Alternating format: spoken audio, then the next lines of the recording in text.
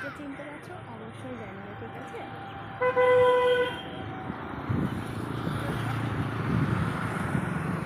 দেখতেই পাচ্ছ ছেলের খেলার মাঠে এসছি, আর ওকে হয়তো দেখতে পাবে না, অনেকটাই দূরে আছে। দাঁড়াও, এই যে ওই দেখো ছোটো দেখা যাচ্ছে অনেক দূরে, মাথাটা নাড়াচ্ছে, তোমার খেলছে আর আমি তোমার এখানে বসে আছি।